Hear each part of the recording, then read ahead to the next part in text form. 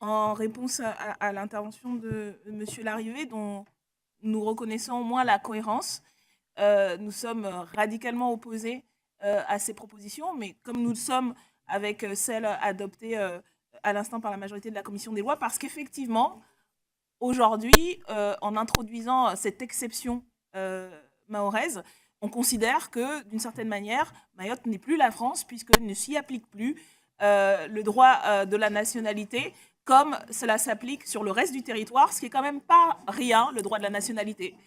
C'est un fondement essentiel de la communauté nationale. Et donc là, on vient d'ouvrir une brèche extrêmement grave.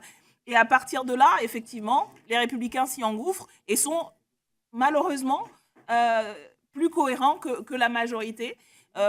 Ou alors, c'est vrai que c'est une autre cohérence de considérer que ce soit pour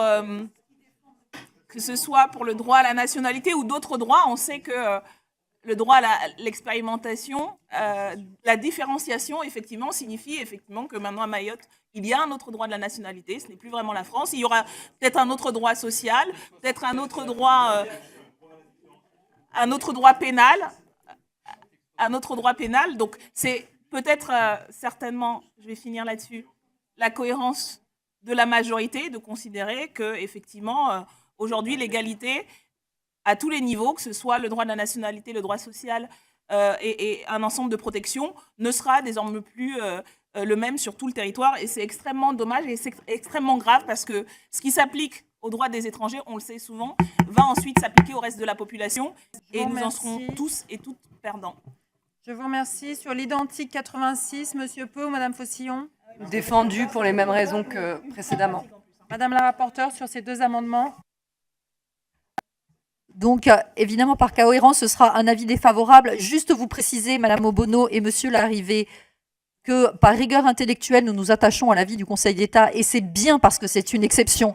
C'est bien parce que c'est une exception. C'est bien parce que c'est justifié dans la situation d'urgence mahoraise que ça reste conforme à la Constitution. Et que si ça devenait à ce moment-là une généralité, alors là, il y aura une atteinte au droit du sol qui serait inconstitutionnelle. Donc, avis défavorable. Madame Obono en réponse, mais le débat, je pense, a été purgé sur cette question. Oui, mais je vais quand même répondre. Excusez-moi, on est en deuxième lecture, on a encore le droit de répondre. C'est bien pour ça que je vous donne la parole, Madame Obono. Oui, donc merci. Je pense que moi, je saluais la cohérence et donc je ne doute de la rigueur intellectuelle de personne et des républicains qui vont jusqu'au bout de leur logique et celle de la majorité qui a autant de dogmes et d'idéologie que tout le monde ici, puisque nous sommes ici pour faire de la politique et